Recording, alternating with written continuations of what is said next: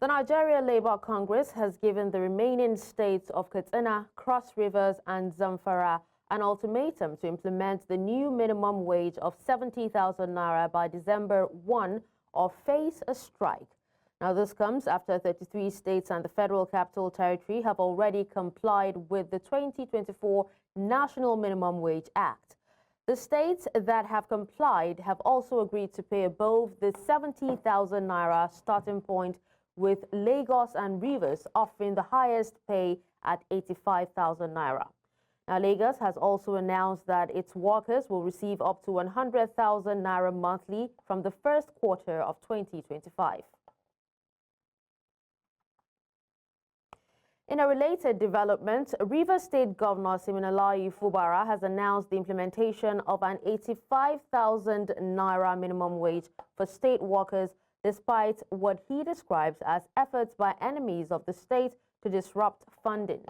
Now, speaking at the 2025 Armed Forces Remembrance Emblem Appeal launch in Port Harcourt, Fubara said the policy has boosted civil servants' pay to between 120,000 naira and 140,000 naira, bringing much-needed relief.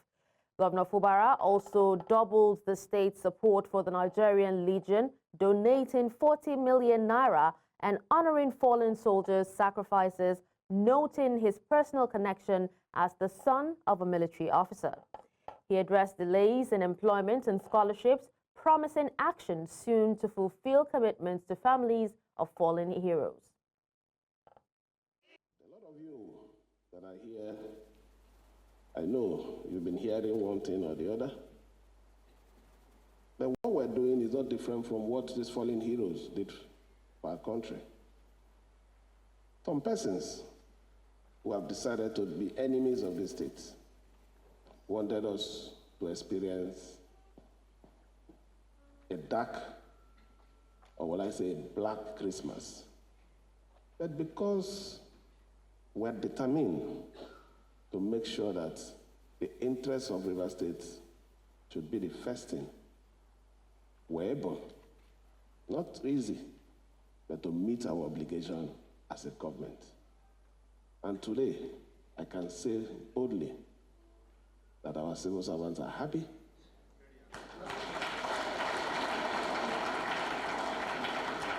Even in the face of all the propaganda that my location fell inside one bridge. But the civil servants are happy. We are the first state, not just making the promise, but living up to that promise. Today, civil servants that were collecting 70,000 before are jubilating with 120, 140. What is the greatest joy any government can achieve? It's not, yeah, you might do some project, you might do that, but the most important thing is the happiness that you leave in the hearts of people. That is the truth.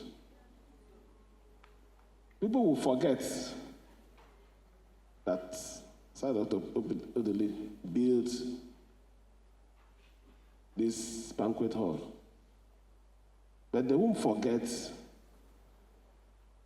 the story when they couldn't pay their children's school fee because of poor salary, and their salary now improved.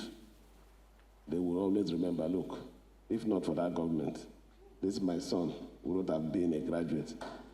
If not for that salary, this my son will not be a lawyer. He will not be a judge. He will not be an engineer. So the most important thing is making sure that our Rivers people are put first in everything we do. So let me thank every one of you that have continued to support us. God doesn't start and end halfway. We're determined to follow this journey, and we'll follow it to the end, where everyone would know that it is only God Almighty that gives power. The federal government has arraigned 130 suspects comprising 113 foreign nationals, 87 males and 26 females, predominantly of Chinese and Malaysian origin, and their 17 Nigerian collaborators comprising of 4 males and 13 females for their alleged involvement in high-level cybercrimes, hacking, and also activities that threaten national security. Now, the operation, which was led by the Assistant Inspector General of Police of Zone 7 Headquarters, Abuja, AIG Benneth Igwe, on Saturday, 3rd November 2024, comprised officers of the Nigerian Police Force Zone 7 Command Abuja and the National Cybercrime Center. The suspects are arraigned before Justice Ekerete Akpan of the Federal High Court. The arraignment of the former governor of Kogi State, Yahaya Bello, at the Federal High Court in Abuja has been stalled following the absence of his defense counsels in court. Now, the EFCC had arraigned the former governor on a 19-count charge of money laundering to the tune of 80 billion naira. However, the proceedings could not hold as Bello informed the court that he had been notified of the hearing late Thursday, the 28th. Now, the trial judge, Emeka Nwite, then informed the court that the proceedings should be adjourned for Bello's counsels to be duly notified in the interest of fair hearing. The case was then adjourned to December 13th. Now, Abuja Bureau Chief Amadin Uyi joins me to discuss more on this. Hello, Amadin. Thank you so much for joining. What is the latest development where you are at the moment?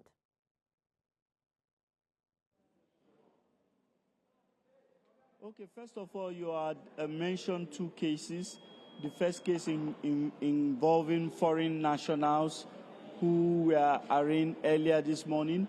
That trial could not start. It started a few minutes ago because they had to go and get interpreters. And when they arrived in court today, the trial could not commence.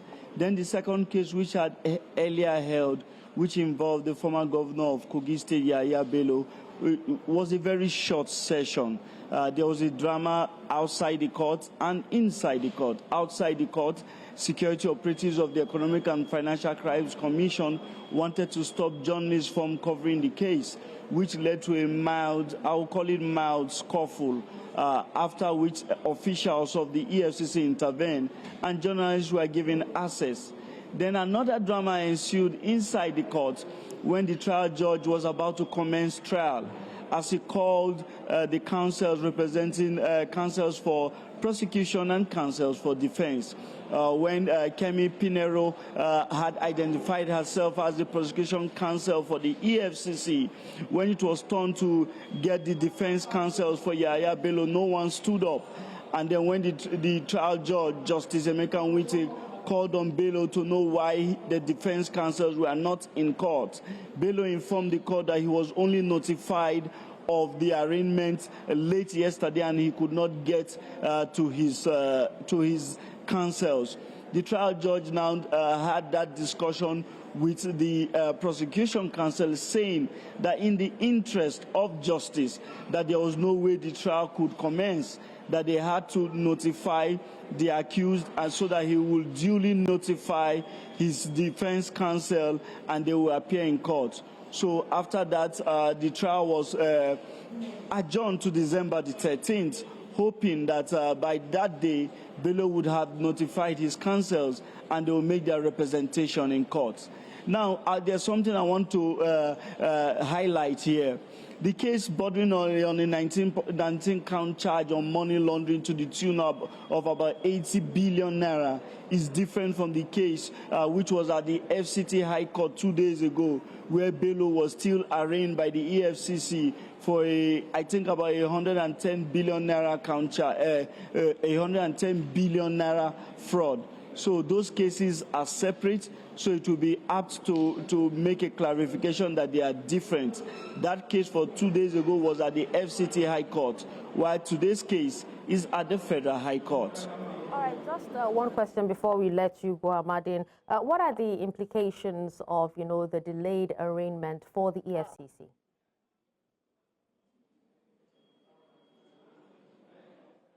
Now, the implication was very clear. The trial could not commence today because, just as Bello said, he was notified late yesterday.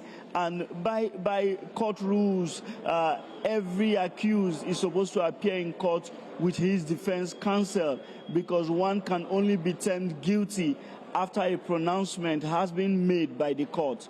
So because Bello was notified late, he could not reach out to the defense counsel. The arraignment today had to be stalled, and the case had to be adjourned to December the 13th. Well, thank you so much, Amadin, for that update. We'll reach out to you in our subsequent bulletins for more.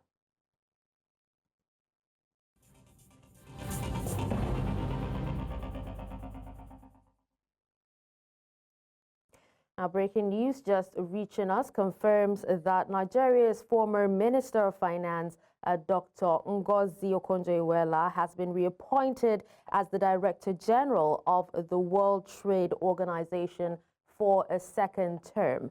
Again, Nigeria's former Minister of Finance, Ngozi Okonjo-Iweala, has been reappointed as the Director General of the World Trade Organization for a second term. She's the first woman and the first African to run the World Trade Organization. But we'll bring you more on this developing story in our subsequent bulletin.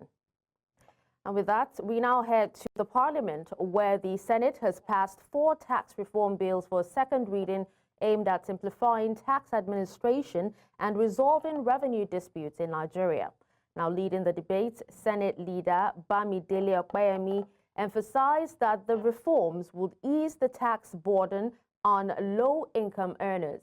However, Senator Ali Ndume urged further consultation, citing concerns about revenue sharing and VAT clauses. Despite objections, the bills are advanced through voice votes. In a separate session, the Senate paid tribute to former Senate President Dr. Joseph Wyas during a valedictory ceremony. Senators praised his leadership and national service as his remains lay in state at the National Assembly draped in the national flag. The chamber described Wyas as a symbol of democracy and governance. Now, to further discuss this, I'm joined by Dr. Femi Egbeshola, President, Association of Small Business Owners of Nigeria. Thank you so much for joining us, Dr. Egbeshola. Good morning, and thank you for having me. So, please, can you tell us, how do the proposed tax reforms, aim to simplify Nigeria's tax administration? Well, I think this is a breath of fresh air, particularly for those of us in business, the SMEs, and of course, the very vulnerable Nigerians. Because with this new bill, if it is eventually passed into law, it is going to reduce a lot of tax burden from us. First, it's going to be that many poor people will be exempted from paying taxes, particularly those whose earnings are from 800,000 annually down, will be exempted from paying taxes. For us in small business, formerly the threshold for exemption from company income tax was 25 million turnover, but now it's going to be 50 million turnover downward. And that's a very good news for us. And that also means that we're also be able to have a simplified way of paying our taxes, registering taxes, filing taxes, and having disputes being resolved. All of these is being treated, and we hope that when this bill comes to light and becomes a law, Nigerians will be better for it and businesses will thrive better. Okay, now these particular reforms are intended to, ease the tax burden, especially on low-income earners. Now, how effective do you think that these measures would actually be? Yes, it's going to be very effective.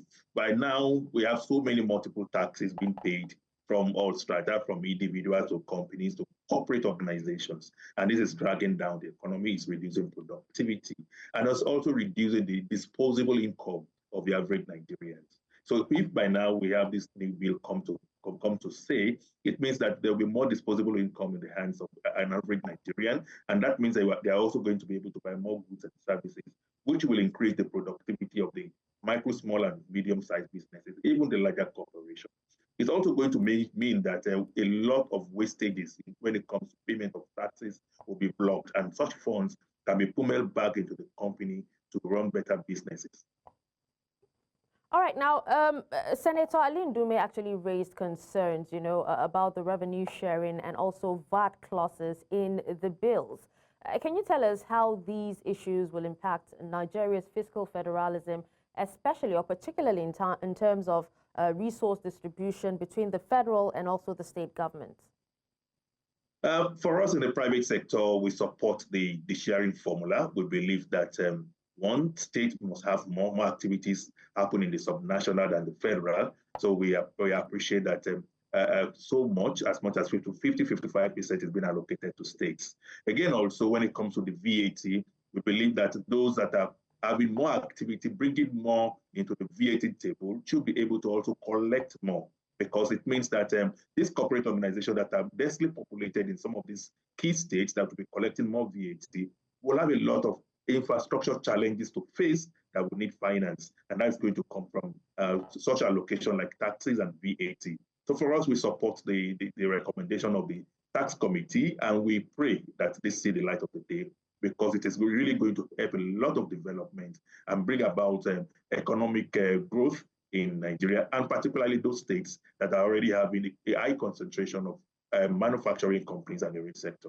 All right, now you've touched on a few goals of these bills, and one of the goals of the tax reform bills is actually to resolve revenue disputes. Now, in your expert's opinion, how will these reforms help resolve the ongoing conflicts between the federal government and also states over revenue collection, particularly VAT? Yes, for the fact that the new bill recommends that there will now be a tax ombudsman, it means that we all have a particular place where we can take our tax disputes to for resolution. And that to me is a big deal. Again, also, every activity when it comes to tax is now being centralized. When you want to register, when you want to file taxes, when you want to make claims, when you want to call for dispute, it is just one center. And that is going to help dispute resolution to come in fast. And at the same time, it's going to give a lot of relief, particularly to small business owners who are being charged and given multiple taxes and do not have an habitat where they can lay their complaints. It is also going to give us a very good light in the international community, because it means that now we want to be playing according to global standards. And that is very important for us if we want to be competitive and be relevant in the global market. All right. Now, Doctor, are there implications of these tax reforms for Nigeria's informal economy, which makes up a significant portion of the country's economic activity? Yes, the impact is going to be very positive on the informal sector. Of course, you know that the informal sector constitutes about 85% of the business ecosystem in Nigeria. And these are those that are actually burdened by multiple taxes and other challenges that has to do with taxes. Many of these challenges have been resolved if this particular law, tax bill comes into law. And it will also help to now make it easier for MSMEs, and particularly the informal sector, to now come up and pay their bills, because they know they're going to pay one single bill without having to go through a lot of stress. In fact, some of these bills can now be paid on their phone, on their phone, without going to any offices, because it is being simplified to that point. And I believe that it will also bring many more people into the tax net, and also increase the revenue of government when it comes to tax collection. All right. Well, thank you so much, Dr. Egbeshola, for your time and for speaking to us on the news. Thank you for having me.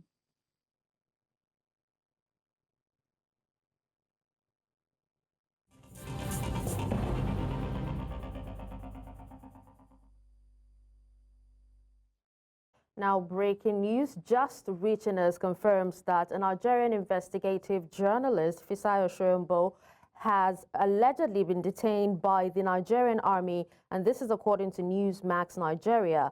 A statement released by the Foundation of Investigative Journalism, that's the FIJ, revealed that Shoyombo was arrested 3 days ago. Now, the statement said that the 6th Division of the Nigerian Army in Port Harcourt has been detaining the founder, Fisayo Shoyombo, 3 days and running. Welcome back and thank you for staying with us. Now to security matters. Nigeria's Chief of Defense Staff has called for a whole-of-society approach to tackling insecurity in the country. Now, the defense chief made this call as he presented a keynote address at the 6th edition of the Security and Emergency Management Awards 2024 in Abuja, where he called for a partnership between citizens, the armed forces, and security agencies in Nigeria. Several keynote speakers, including the Director General of the Voice of Nigeria, called for the support of citizens to help crush criminality, insurgency, and banditry in the country. The event was organized by the Center for Crisis Communication, several other stakeholders in the security sector, and had in attendance representatives from security, emergency, and intelligence agencies. The armed forces, the security agencies need the support of the populace who are everywhere, because between the armed forces, the security agencies, and the terrorists, the insurgents, and the bandits, we are trying to win the hearts and minds of the people. Thus, a whole society effort that brings together every segment of our nation is needed to build lasting peace, security, and progress. This can only be achieved by integrating our collective expertise, resources, and influence of various stakeholders with a view to creating a resilient framework for both security and emergency management strategies through civil-military relations. This is the time for us as a country to continue to support our armed forces. This war is a people's war. It's what the experts call the war among the people, where the enemy is the neighbor, is the person who does not wear uniform, who have double identity. He may be Mr. A and Mr. B in the morning and Mr. C in the afternoon. This year's winners have demonstrated outstanding contribution to national security and stability. Like in our pivot event, one of the last year's winner, that is Nigerian Customs Service, went ahead to win the Sabri Award in Cote d'Ivoire and also Golden World Award in Belgrade this year.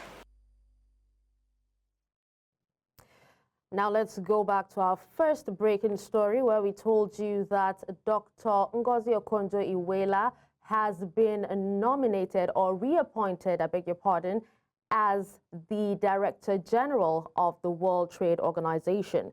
Now, in a post on X on Friday, the World Trade Organization had said that the reappointment will take effect on September 1st, 2025. Now, in a notice to journalists, the organization said its members agreed to give Okonjo-Iweala a second term after a General Council meeting today. Okonjo-Iweala had announced her intention to seek another 4-year term as the head of the organization on September 16. The announcement came more than a month after 58 member countries supported the proposal from the African Group of World Trade Organization for her to head the organization for another term. Now, the World Trade Organization formally began the process of appointing its next Director General on October 8, allowing members until November 8 to submit nominations. On November 9, the WTO confirmed Okonjo-Iweala as the sole candidate for the position. And in a message to members, Peter Olberg, chair of the WTO's General Council, announced that no additional nominations were received by the deadline.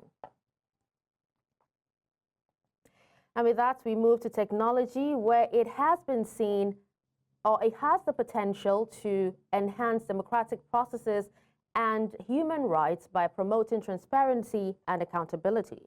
The conversation around technology and the continent's political space was brought to the fore once again at the conference organized by Budget and Enough is Enough Civil Society to highlight the importance of leveraging technology for Africa's political engagement. News Central's Omolola Ololade has more in this report. In recent years, technological advancement in democratic processes have played a significant role before, during, and after elections.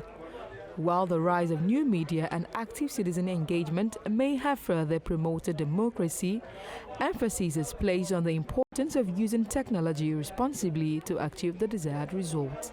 Leveraging technology for developmental solutions in education, in healthcare, and governance can drive lasting progress. And I think that by using technology responsibly and innovatively, we can empower individuals, we can strengthen institutions, we can transform political action into a force for real development in Africa. However, the Technology, New Media, Citizens and Governance Conference created an opportunity for all relevant stakeholders to gather and deliberate on the significant role technology plays in Africa's democratic process.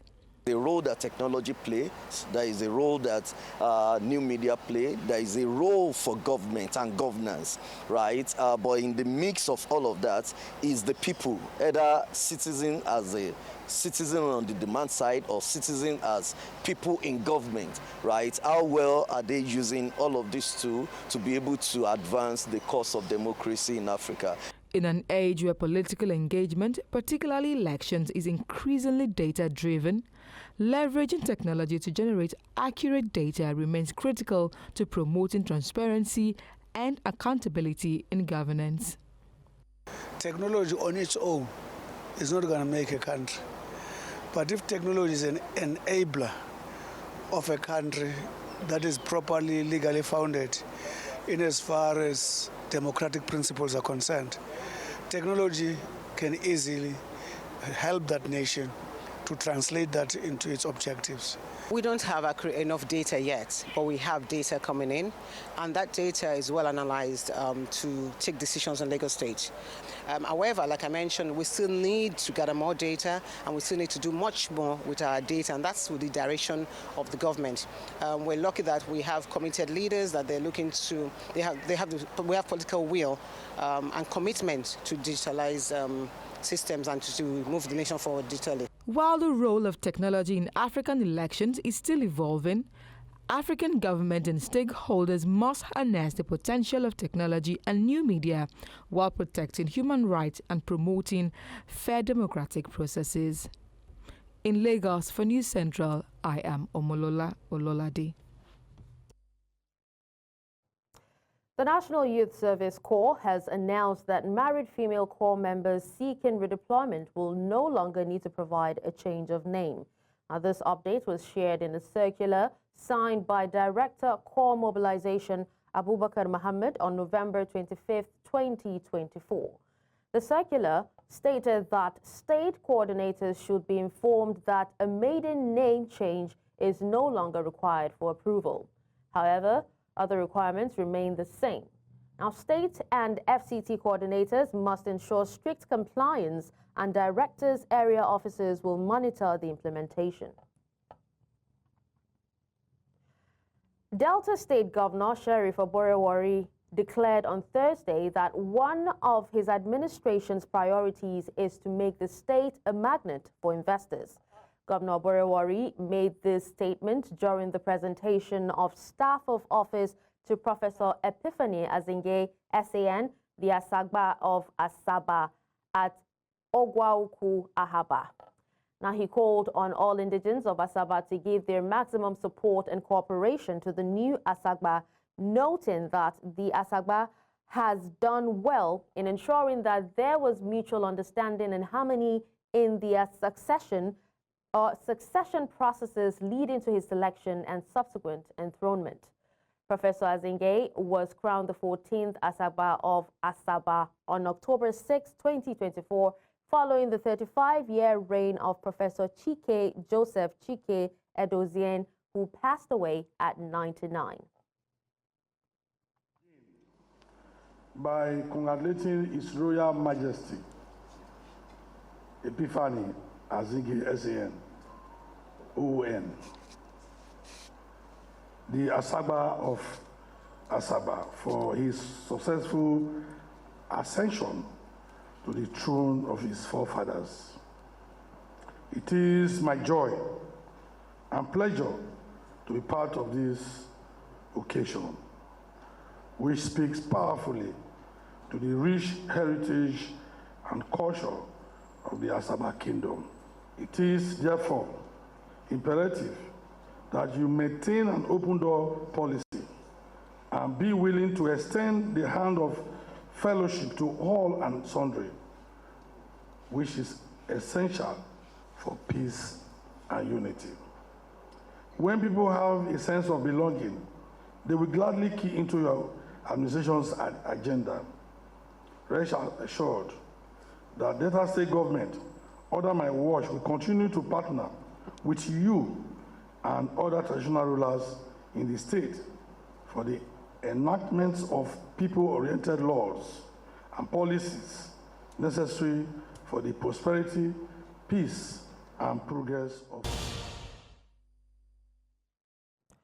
Away from Nigeria, Chad has announced the end of its military cooperation with France just few hours after French Foreign Minister Jean-Noël Barrot's visit.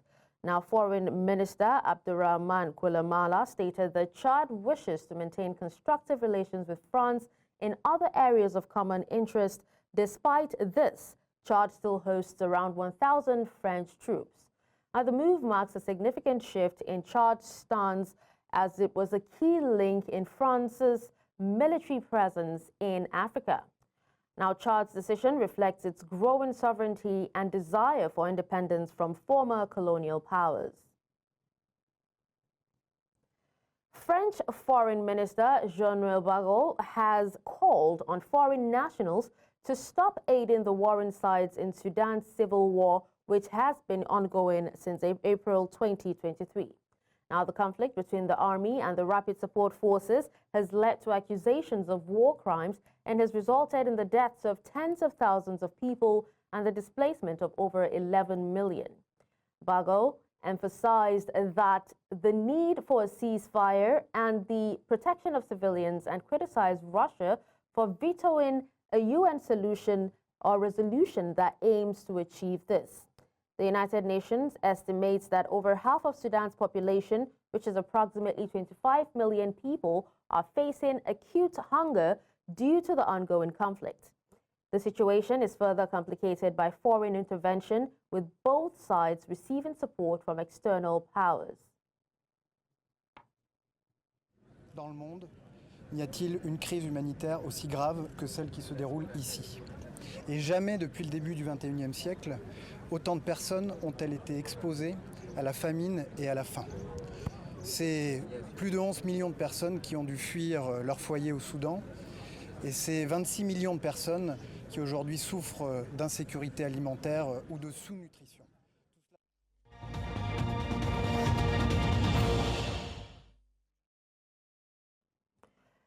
Now, in other news from around the world, Georgian riot police fired tear gas and water cannons at protesters in Tbilisi, the capital, and other cities across Georgia. The protesters were demonstrating against the government's decision to delay pursuing European Union accession. Now, the government's decision came after the European Parliament rejected the results of the October 26 parliamentary elections, alleging significant irregularities. The Georgian government has delayed its pursuit of EU members until 2028, despite gaining EU candidate status in December 2023. The opposition has accused the government of fraud in the recent elections and is boycotting the new parliament. President Salome Zurabishvili has declared the ballot unconstitutional and is seeking to annul the election results.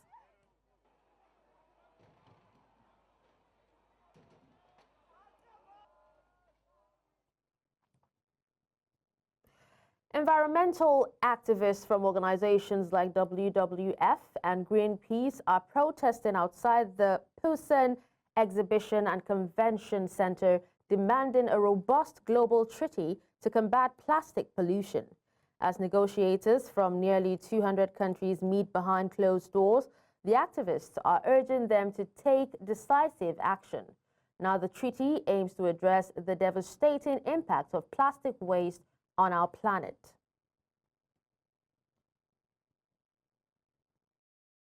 개국 정부 대부분은 지금 무엇을 해야 하는지 분명히 알고 있습니다. 어떤 조치가 필요한지 그리고 이를 어떻게 실행할 수 있는지 알고 있다는 뜻입니다. We are unfortunately seeing a consensus culture stopping us from getting a meaningful treaty. There are all these concessions being made. The discussions become more and more complex, and we will get a chair's paper later today, and it's really essential then we'll see whether the global rules that we need are included in.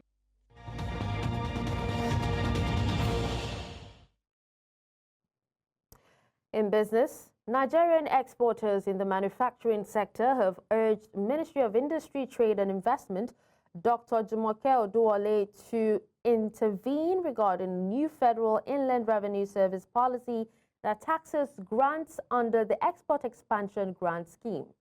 Odiri Erewa Megison, chairperson of the Manufacturers Association of Nigeria Export Group, expressed concerns that this taxation undermines export incentives.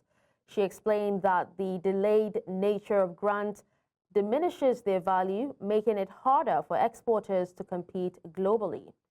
Erewa Megison highlighted other challenges, including high electricity costs and logistics bottlenecks. She also called for improved diplomatic efforts to ensure Nigerian goods are accepted in international markets. The association has reached out to government officials for support, emphasizing the need for a conducive environment for exporters to thrive. South Africa's central bank has issued a warning about the country's deteriorating infrastructure, particularly its water systems and transport networks, which pose a significant risk to the financial system.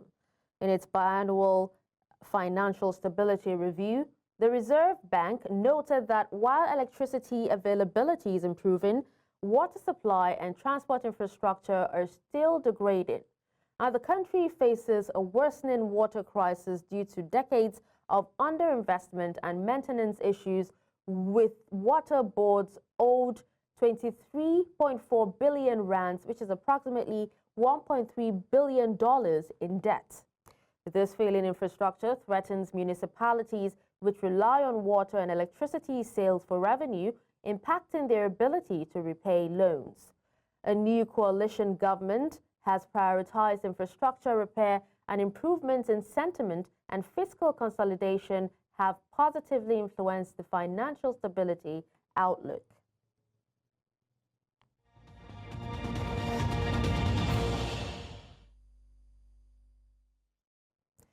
Now in sports, following their outstanding performances in the outgoing year, William Troost Ekong, Ademola Lookman, Paul Anuachu and Asisat Oshola have been nominated for the FIFA Best Awards. Expectedly, Lookman made the list for the Team of the Year alongside Ekong.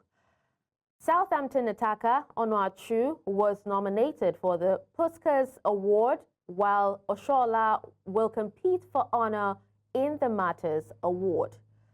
The winner of the FIFA Fan Award will be chosen entirely by fans, while an expert panel will decide the recipient of the FIFA Fair Play Award.